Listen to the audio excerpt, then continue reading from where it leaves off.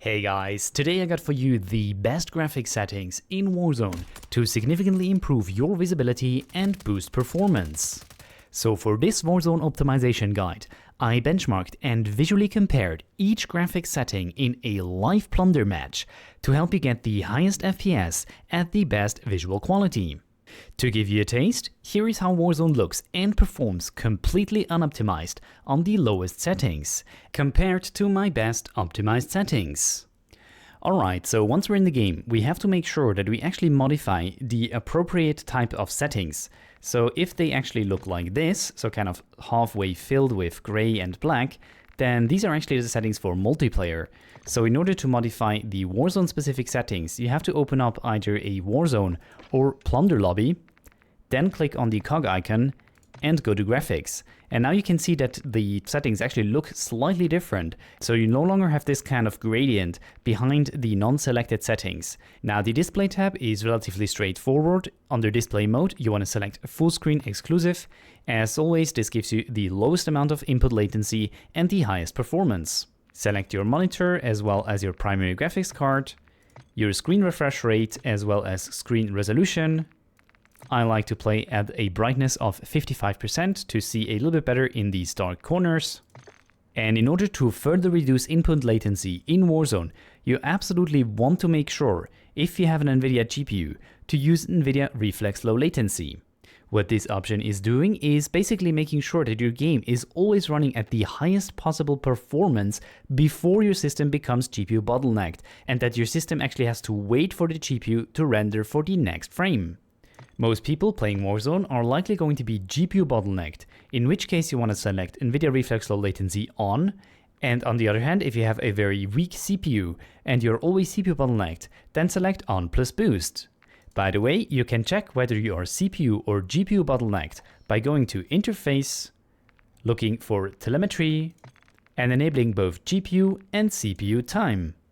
Then simply check whether the CPU time or the GPU time is higher, and the one that is higher then means that this is the device that you are bottlenecked. So as you can see in the menu here, my system is actually CPU bottlenecked. But if I load into a live Warzone match, you will see that my GPU time is always higher than my CPU time, meaning that I am generally GPU bottlenecked. Eco mode has absolutely no effect on in-game performance. Absolutely make sure to disable VSync and disable any custom framerate limiter. Under the Quality tab, there actually have been quite a few new additions to the Warzone settings that I'd like to cover in today's video. For the best quality, I always recommend to have the render resolution on 100% and disabling the dynamic resolution. If you need more performance in Warzone, then you should absolutely use one of the upscaling filters, of which there are quite a few to choose from. Unfortunately, in today's video, I don't have the time to go into detail of what each and every one of these upscaling and sharpening filters actually do, and how each of these sub-settings actually affect both your performance and visual quality in Warzone. So instead, here's just a very quick overview of what the most popular upscaler and sharpening filters look like in Warzone and their respective performance metrics that I measured in Plunder when selecting the ultra quality preset of each of the different filters. My recommendation, if you don't need a boost in performance, is to use Fidelity FX COS at a COS strength of 40%. On the other hand, if you absolutely need a boost in performance, then use AMD FSR at either the Quality or Ultra Quality preset. The new path tracing and ray reconstruction setting is only available on NVIDIA GPUs. However, I wasn't able to find any comparison shots to show you how this option actually affects the visuals in Warzone. From a quick performance benchmark, I found that this option in fact did reduce performance ever so slightly, so for these reasons my recommendation would be to turn this off at this point. VRAM scale target is another one of these quite important options that, when set up wrong on specific hardware, can actually lead to quite significant stuttering in Warzone.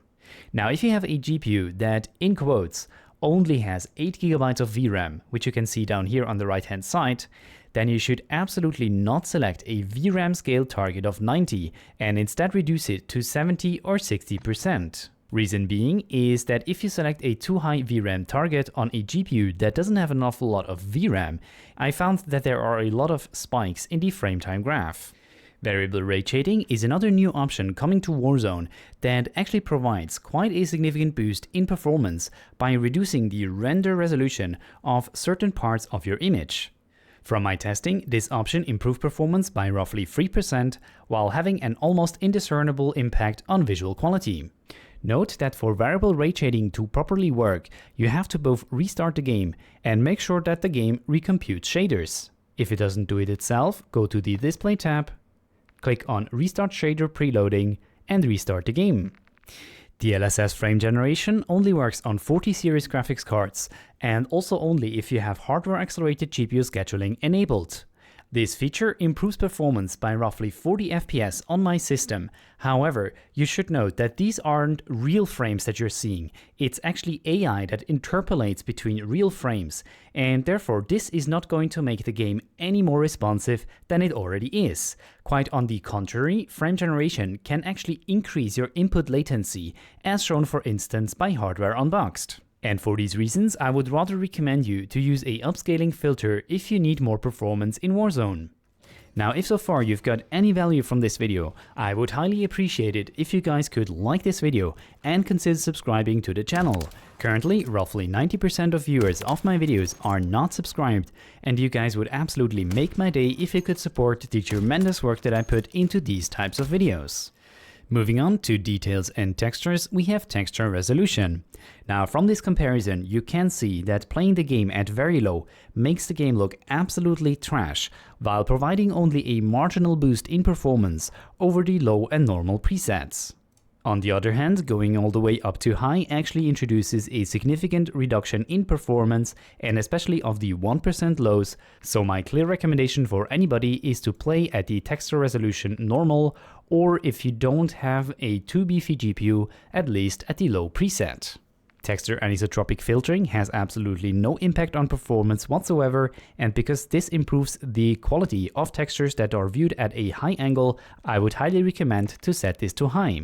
The depth of field you absolutely want to make sure to turn off, because this will introduce these kind of grainy depth of field filter in your gun and on textures that are very close to you. And because this both looks ugly and also reduces your performance whenever you ADS, you should definitely turn this off. The detail quality level has a measurable impact on performance in Warzone, and the improvement in visual fidelity of the sort of world geometries really isn't worth the hit in performance, and therefore you should definitely turn this off. Particle resolution was actually quite tricky to benchmark in Plunder because obviously there weren't a lot of particles going on in a static scene. However, if I do benchmark this in the Modern Warfare 3 benchmark, then I'm seeing quite significant reductions in performance. And since explosions can happen quite often in a battle royale, my recommendation here as well would be to actually turn this to very low in order to reduce these kind of spikes in low frame rates whenever something explodes. Bullet impacts has no effect on performance of course, and if you want them or not comes down to personal preference. I personally like to turn them on. Persistent effects, even after restarting the game I wasn't able to tell any difference visually and also performance wise, so for better or worse, let's just leave it off. Shader quality reduces performance by 3% when going to medium and 8% by going to high. And the most apparent visual difference in Warzone is that bodies of water appear more reflective and brighter when increasing shader quality. Shiny surfaces become much more reflective on the medium and high preset, however your guns look absolutely indistinguishable from each other, regardless of the shader quality that you select. So since this significantly reduces performance and since the improvement in visual quality mostly affects reflective surfaces, my recommendation is to leave shader quality on the low preset. On-demand texture streaming has no measurable impact on the averages and ever so slightly reduces the 1% lows.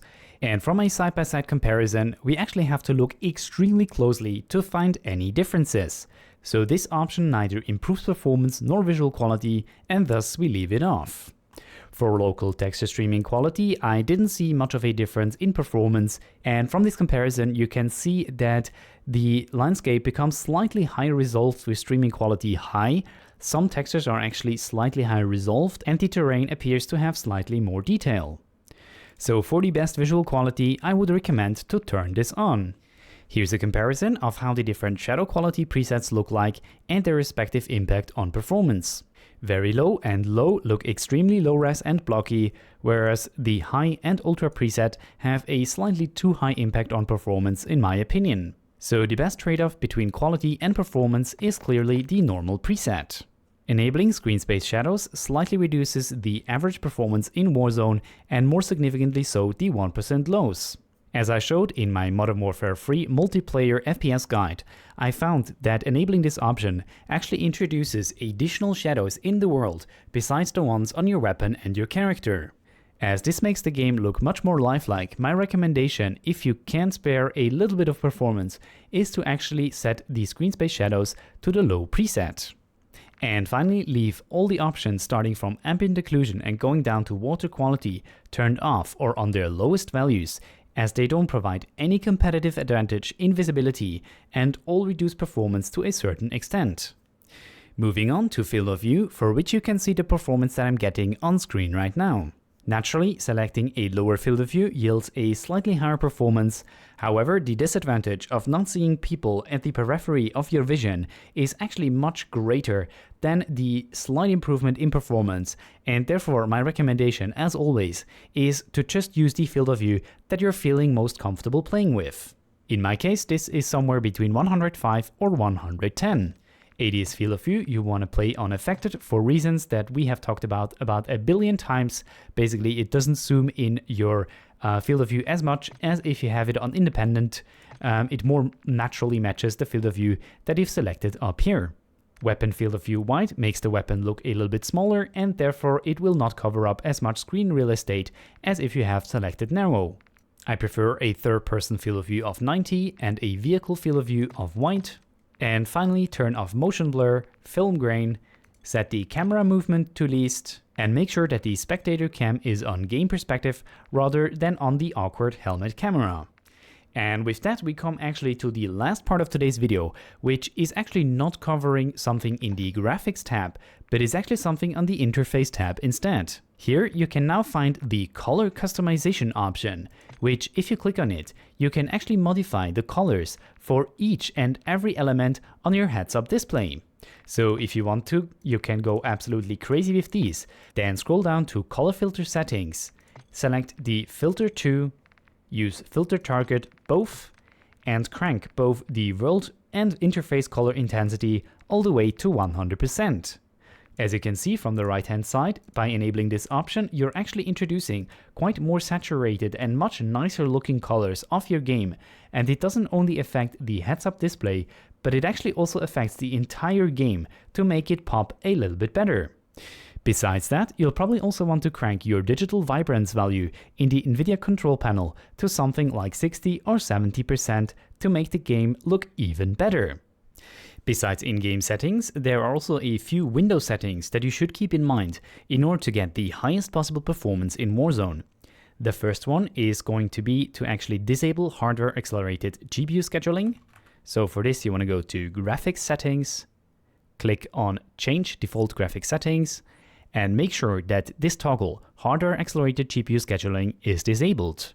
From my testing, enabling this setting and at the same time having NVIDIA Reflex Low Latency enabled introduces quite a lot of stuttering in-game, and once I turned this off, I saw much fewer spikes in the frame time graph. Another setting you want to check for is the Windows Game Mode. You can search for Game Mode Settings and make sure that the game mode is enabled. From my testing, I only saw a very tiny improvement in performance with this setting enabled. However, all of the previous Call of Duty titles also hugely benefited from having the game mode enabled, which is why I here recommend it as well.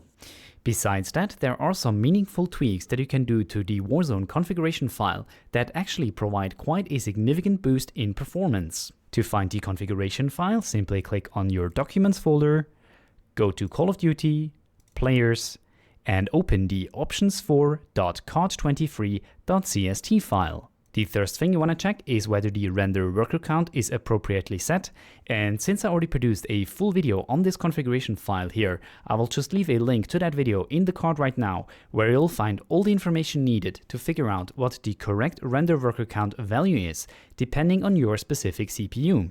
Now you want to search for blood, and set show blood to false and limit blood effects to true.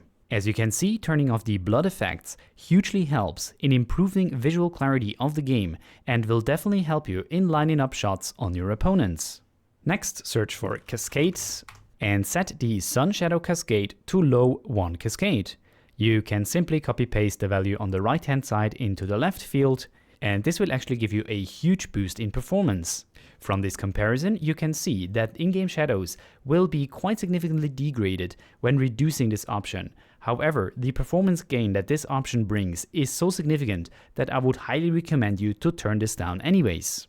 Slightly further down, you'll find the reflection probe relighting setting that you can definitely turn down to 1. It will not affect visual clarity whatsoever, however it will give you a slight boost in performance. Finally, make sure that the GPU upload heaps is enabled. This will enable resizable bar if you have it enabled in the NVIDIA control panel. To check, you can right-click on your background, click on Show More options, go to NVIDIA control panel, click on Help, System Information, and here you can see whether or not you have resizable bar enabled or not. If this is not the case, then you have to go into the BIOS and you'll probably have to Google how to actually turn this on for your specific motherboard. But in Windows 11, I noticed a significant boost in performance with this enabled. So when combining these configuration tweaks with my recommended settings that I showed you in this video, then you can see that I'm actually gaining ever so slightly on the average FPS, whilst losing a little bit on the 1% lows. Let me know in the comments down below if these settings actually helped you improve your performance and visibility in Warzone. I'm really curious to hear about your experiences. Also, if you're interested in a more deep dive of what each setting in the Modern Warfare 3 configuration file does and what the visual and performance impact is, then this video has all the answers. But that wraps it up for today's FPS guide. Thank you so much for watching, have a wonderful day, and I'll see you guys in the next video.